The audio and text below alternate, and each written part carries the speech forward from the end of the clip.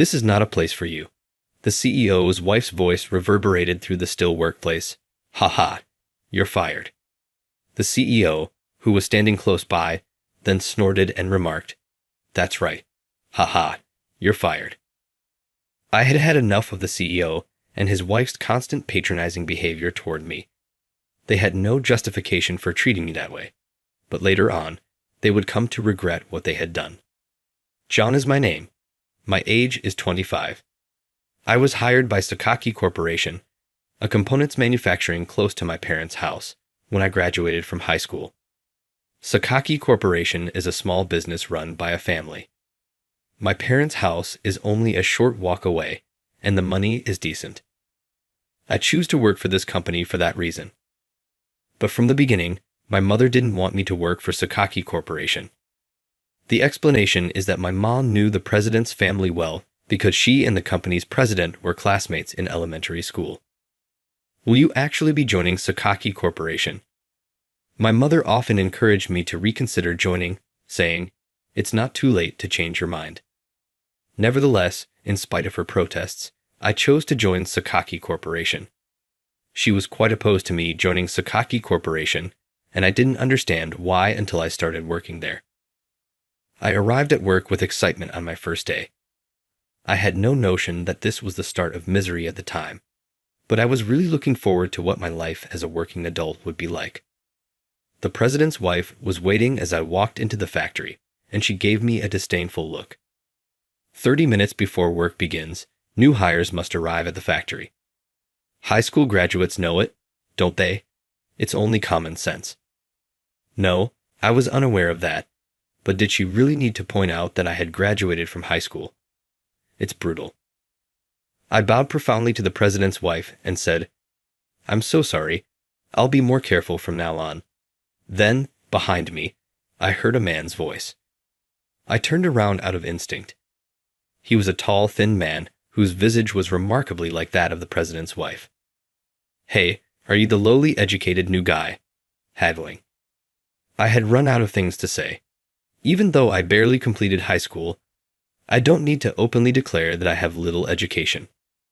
The president's wife then introduced me to him without anyone asking. This is my son, Matt. He is the manager of the factory. He is smart and attended college, unlike you. Matt, who appears to be 25 years old, joined the organization following his graduation from a private institution. In order to become president in the future, he is now gaining experience as the plant manager. With a smug expression on his face, Matt continued, Having a high school grad in our factory, that's unfortunate, in a loud voice that I could hear. I felt wrath welling up in my chest. There was a reason I didn't attend college, but it was unacceptable to be viewed as uneducated by Matt and the president's wife, who were unaware of it. I was my family's eldest son at birth. My father was the more loving of my parents, and he frequently taught me how to assemble model kits. I loved my father dearly. Years later, my long-awaited younger brother was born, and it was the happiest time of my life. But my father passed away from illness just as I had started elementary school. Because of that, my mother raised my baby brother and me all by herself. She worked tirelessly for us brothers, sparing no time for rest. However, we were always tight on money to the point where there were months we couldn't afford to pay for school lunches. I couldn't possibly tell my mother, who struggled so much, that I wanted to go to college. I believe that if you have the will, you can study any time, even without going to college. That's why I decided to start working right after high school. Well, it can't be helped. Matt can take good care of this high school grad. The president's wife referred to her son as Matt. Being addressed like this by his mother at the age of 25 felt a bit weird to me. Reluctantly, Matt taught me the job. I took notes on each task as I learned them. Then the president showed up. Secretly, I had hoped that the president would be a good person who doesn't judge others by their educational background, but my hopes would soon be dashed. The president was watching my work. You were a high school grad, right? He asked. Yeah, I replied. Yes, that's correct. Considering nobody else wants a high school grad, you should be grateful I hired you. I looked at the president's face in disbelief, unwanted by anyone, hired as a favor. What a harsh way to be spoken about. Indeed, this family is no good. Did my mom know this family was rotten, and that's why she opposed it? For the first time, I understood why my mom had been against it. After work, I was completely exhausted. When I was about to pack up and head home, the boss came up to me. "Today, we're thinking of throwing you a welcome party. You have to attend." It was my first day on the job, and I was completely worn out. However, given the situation, I decided to join. The welcome party was set to take place at a nearby tavern. With heavy steps, I walked to the tavern. Then, a girl around 20 years old called out to me from behind. "You're the new employee, John, right?" "I'm Amy, last year's new recruit." Amy was a girl with a cute smile and a friendly demeanor. "Yes, my name is John. Nice to meet you." "Likewise. I'm looking forward to working together." I felt like I would be sucked into Amy's beaming smile. That's how wonderful Amy's smile was. Before I knew it, while I was talking with Amy, we had arrived at the tavern. We entered the tavern. The boss's family was already there, drinking and having a good time. Then Matt, who was drinking beer, beckoned to Amy, saying, "Amy, come sit over here." Amy seemed a bit reluctant. When I quietly suggested to Amy, "Let's sit together at the end," she smiled brightly. However, as we sat at the end, Matt started raising his voice.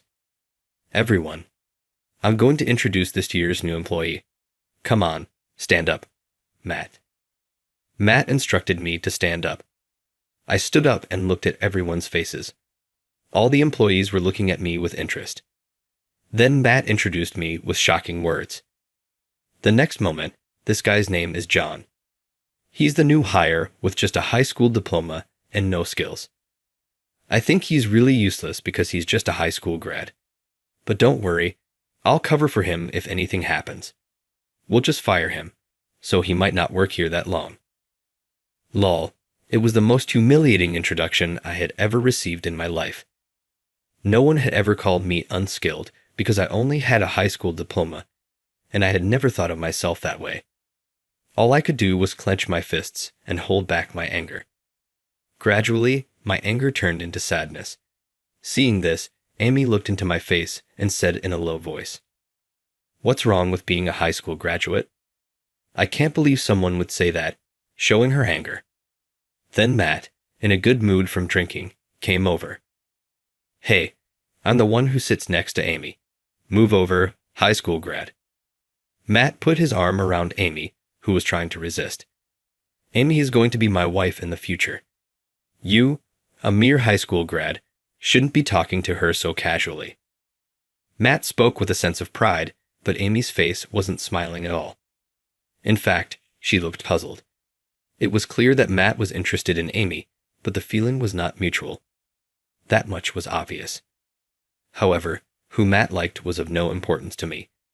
Exhausted and worn out, I drank a soft drink before starting to prepare to leave. I have work tomorrow, so I need to get to bed early. That's all I could think about. When I got up to leave, Amy also began to hurriedly prepare to go home. "John, I'll go home with you," Amy said and followed me. Just as we were about to open the tavern door, Matt shouted loudly, "Where do you think you're taking Amy, you high school dropout with no skills?" Amy froze in shock. "It's just a coincidence that we're leaving at the same time," I said. Matt clicked his tongue. We finally managed to leave the tavern. Both Amy and I had tired expressions. The plant manager keeps insisting on going out on a date.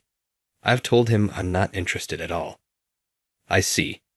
He does seem persistent, but I think it's better to say no if you don't like something. You know, but if I say something wrong and get fired, I won't be able to support my family. Amy started to share her personal story. She was born to a single mother and lived in a family of 4, including her mother and Amy, her little sister, and brother. Amy's mother is frail and unable to work, so Amy works instead to support the family. Despite being around my age, she's so responsible. I need to be more like Amy. Thanks to Amy, I was able to pull myself together. Amy's home was not too far from my parents' house. We talked about work as we made our way home. When I arrived home, my mom was up, waiting for me. My mom was so worried about how my job went that she couldn't sleep. I told her everything that happened today and what was said without holding anything back.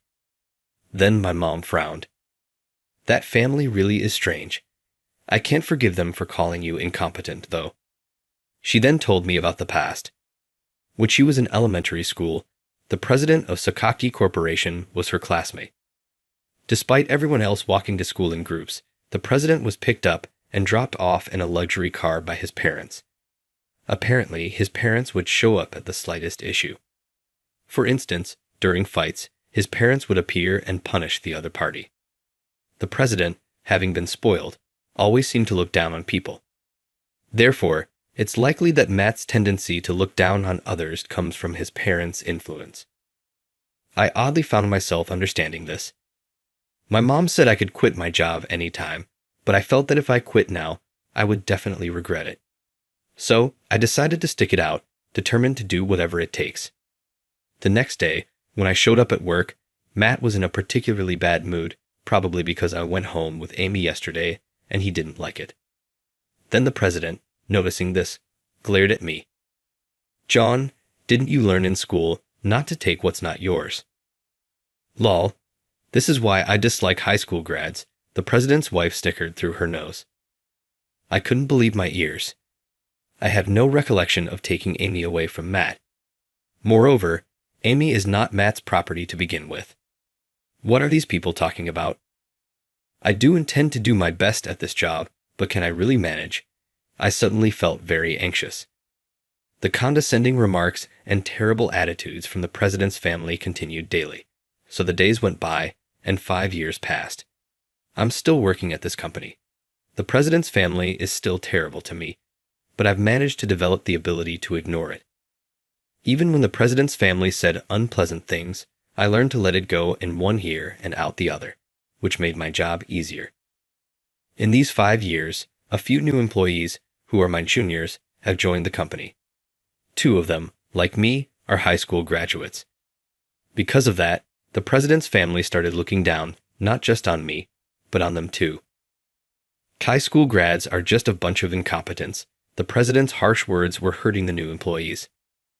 I wanted to protect the high school graduate newcomers at all costs, but the 2 of them, who couldn't stand it anymore, both ended up leaving one after the other. It's no wonder they ended up leaving. The president's family kept making snide remarks just because they were high school graduates.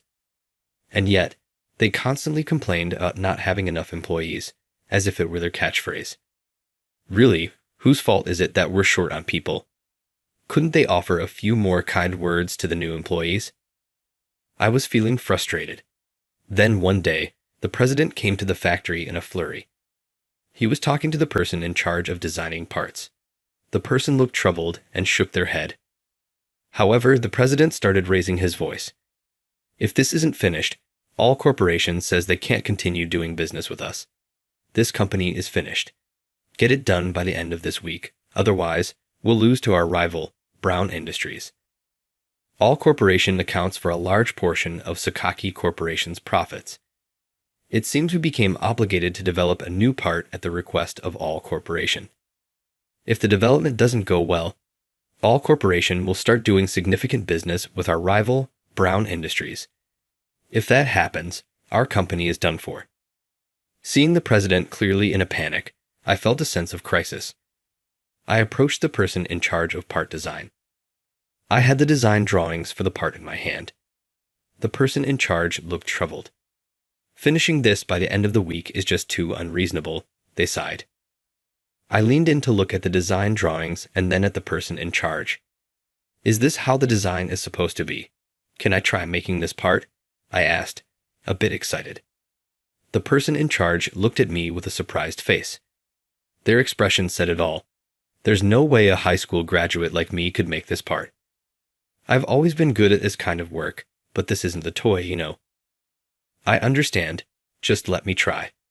"There's no harm in trying," I said. It seemed like the person in charge was won over by my enthusiasm. They handed me the design drawings for the part. The deadline is until the time we head back from now, the supervisor said. I deeply bowed in response to their words. Amy, who was working nearby, called out to me, John, can you really do it? Amy asked, her tone curious. I smiled at her and said, don't worry, just watch me. Still, Amy looked worried as she watched me. I was looking at the blueprints and making parts with improvements.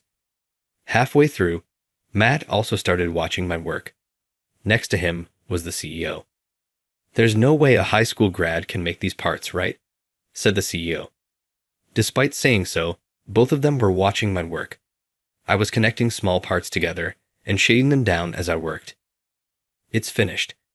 Several hours later, I had completed the part. It was a splendid piece of work. The supervisor kept lifting and examining the finished part. John, this is fantastic. To be able to complete this in just a few hours is amazing. Overwhelmed with joy, the supervisor shook my hand. Even the usually sarcastic CEO was looking at me with a broad smile. This time, you're quite something for a high school grad. Keep up the good work like this. Holding the freshly made part, the COO hurried out of the factory. I felt proud of myself.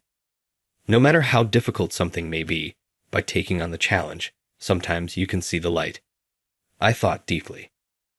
Once the CEO had left the factory, Amy gave a small clap from the corner of the factory and smiled at me.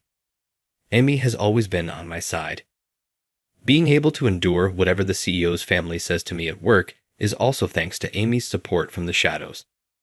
I want to continue being good work colleagues with Amy.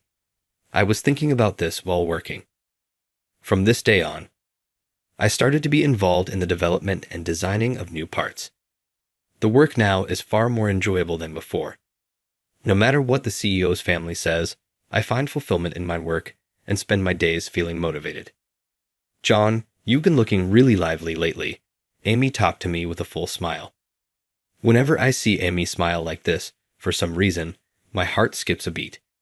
However, that date turned out to be the last day I could work with Amy in the factory. The next day, when I entered the workplace, Amy was nowhere to be seen. Maybe she caught a cold.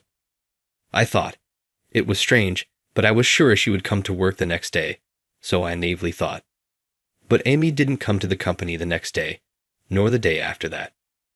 Worried, I sent Amy a message during my break. Are you not coming to work because you're feeling unwell? While I was eating my lunch, I got a reply from Amy. I've been fired from the company. Reading Amy's message, I inadvertently let out a loud voice. The surrounding employees were surprised by my voice. Amy? Fired? What in the world happened? I immediately replied to Amy, You're fired. What happened? I could no longer swallow my lunch. As I put the lid on my lunchbox and started to clean up, I received another reply from Amy. Actually, the information Amy shared was shocking. I couldn't sit still any longer and ran to where Matt was. Factory manager, I need to talk to you. Matt was having an extravagant sushi delivery with the CEO and his wife. The COO and his wife looked at me with obvious disdain. You? How unpleasant. Toby interrupted during a meal. High school grads really lack manners. What the heck are you talking about? Matt raised his voice in anger. I stood my ground and loudly said, Please revoke Amy's termination. Matt looked puzzled. Why should I have to listen to something like that from you? It's none of your business. Her vital work colleague has been fired. I cannot stay silent. Could you please reconsider the termination? The CEO laughed through his nose at my earnest gaze. Why are you so desperate? Could it be that you and Amy are in that kind of relationship? No, I'm just upset that a vital work colleague was unjustly fired. I said, my voice even louder than before. In fact, Amy was fired because she had turned down a marriage proposal from Matt. They were never in a relationship in the first place, so there was no way Amy could accept such a proposal. Amy had declined in the most non-offensive way possible. But for the prideful Matt, being turned down was unacceptable. Shortly after, Amy was fired from the company. This is wrongful termination. I said, If Amy is fired from the company, what will happen to the family she supports? Thinking about Amy, I couldn't help but raise my voice. Whether to accept or reject a marriage proposal should be a personal choice. To fire someone just because they declined is truly wrong. Isn't this an abuse of power? My words made Matt's face turn red. Then the CEO's wife said, "Stop blaming Matt. You're not needed here. Haha, you're fired too." I had predicted this would happen before I even made my appeal for Amy. However, to be dismissed without even being listened to properly? There's a limit to looking down on someone. The CEO, joining in with his wife, continued the conversation. "That's right. Haha, you're fired." Matt was laughing nearby. I was frustrated. However, the thought of finally being free from the CEO's family felt refreshing. "See? Don't ever come back," Matt said. With Matt's words as the signal, I left the company without saying anything and headed straight to Amy's house. I told Amy about what had happened at the company today. Amy looked remorseful. "You didn't have to say that. For someone like me, if you hadn't, you wouldn't have been fired," she said, looking into my face. However, I smiled and said, "Actually, there's been a company that's been wanting me to work for them for a while now. It's the job I've always wanted to do, so I'm thinking of taking on the challenge." With that, Amy's face lit up with relief. Months passed, and I got used to the new company. I'm enjoying my work more than when I was at SCK Hockey Corporation. There's not a single person who looks down on me because I'm a high school graduate. The president is kind to me, a world of difference from the company I used to work for. And today is an important day. I was psyched up. "John, you're nervous, aren't you?" "It's okay, because I'm with you," Amy said, handing me a can of coffee. I accepted the can of coffee. Yes, when I was transferring to the current company, I asked the president if Amy could transfer with me. Surprisingly, the president warmly welcomed both of us. Since then, Amy and I have often worked together as a pair. Today, we were supposed to go somewhere. That place is... Excuse us. As Amy and I entered the company, we saw the president's wife and Matt chatting over coffee. Brown Industries has recently increased its sales by an extraordinary amount. "We need to step up our game, or we'll be left behind," they said. The two noticed our presence, stopped their conversation, and looked at us. "What? You've come back to this company. Unfortunately, you're no longer needed." "Really? Please leave, and quickly." The two tried to drive Amy and me out. That's when I handed a business card to Matt. The business card read, "John, Development Director at Brown Industries." Matt was shocked and slumped into the sofa. Seeing this, the president's wife also looked at my business card, seemingly unable to close her mouth in surprise. Then the president arrived. He saw my business card and asked, How come you're with our rival company, Brown Industries?" "Yes," I replied. After being fired from SCK Corporation, I transferred to Brown Industries, a company that had been inviting me to join them for some time. The part I designed and produced caught the eye of Brown Industries' president. Brown welcomed me as the development director. I am nothing but grateful to Brown for letting me work the way I want to every day. The president snorted at my words. There are all sorts of people, aren't there? Ignoring the president's comment, I continued speaking. "So today, I came to discuss something important. From now on, all parts used by SCK Corporation will be handled by our company. So I came to introduce myself." The president and Matt looked at us as if they couldn't believe it. "There's no way that's true. What nonsense are you talking about?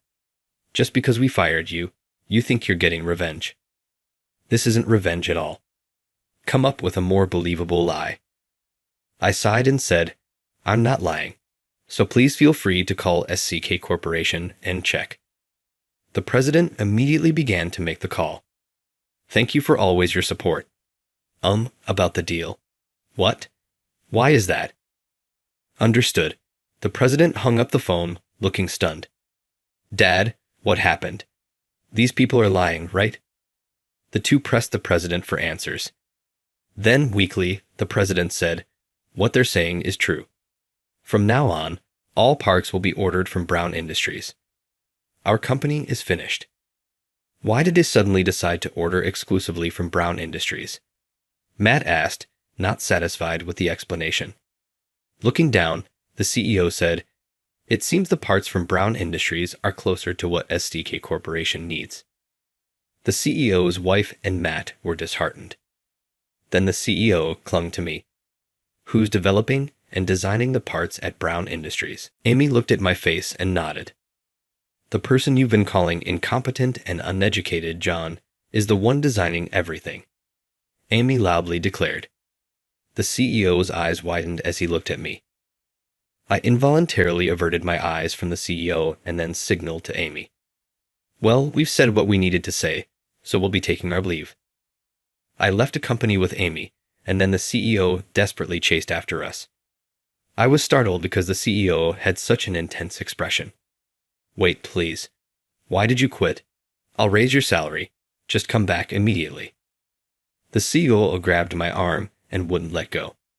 The CEO's wife, who had chased after us, looked at my face and said, "After all, John, you are a vital asset our company needs. We'll double your salary."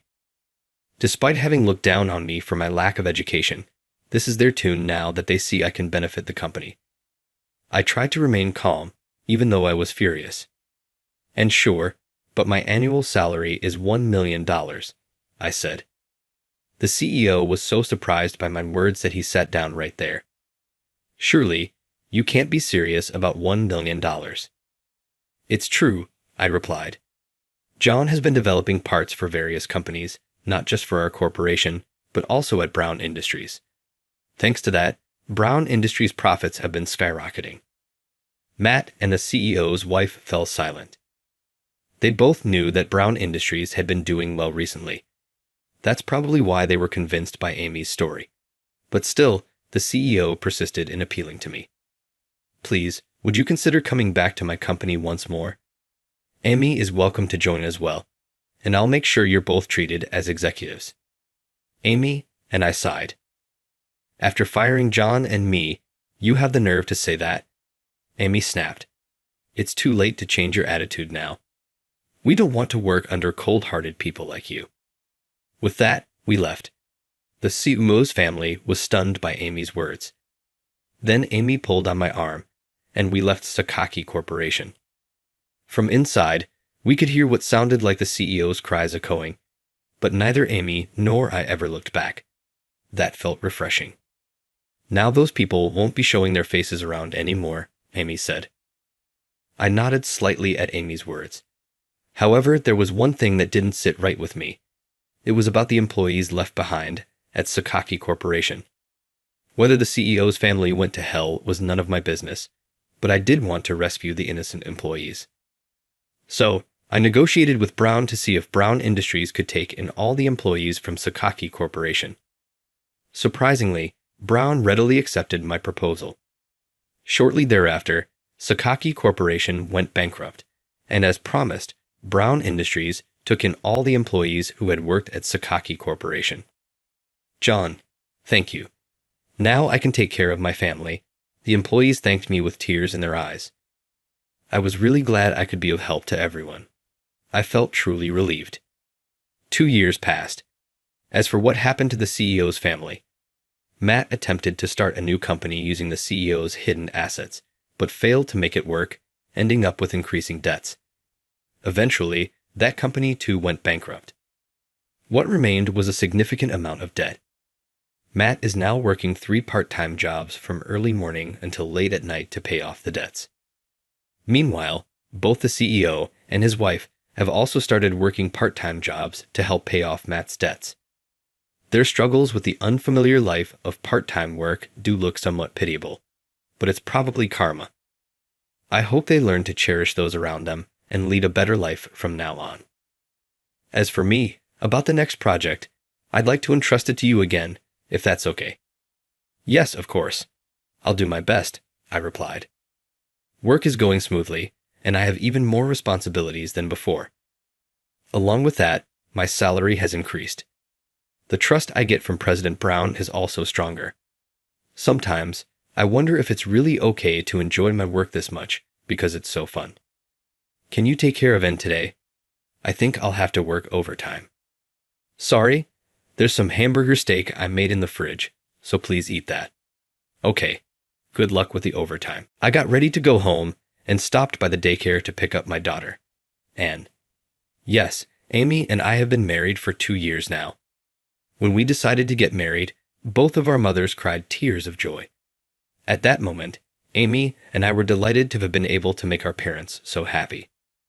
Currently, Amy's mother, who is frail, is also living with us. Between us, we have a 1.5-year-old daughter, Anne. Amy, while working, also doesn't neglect household duties for me and Anne. I'm truly grateful to Amy. And, spotting me, ran over with a smile. Daddy, I picked Hannah. Hamburger steak for dinner tonight. I'm looking forward to Amy's hamburger steak. It's the best in the world.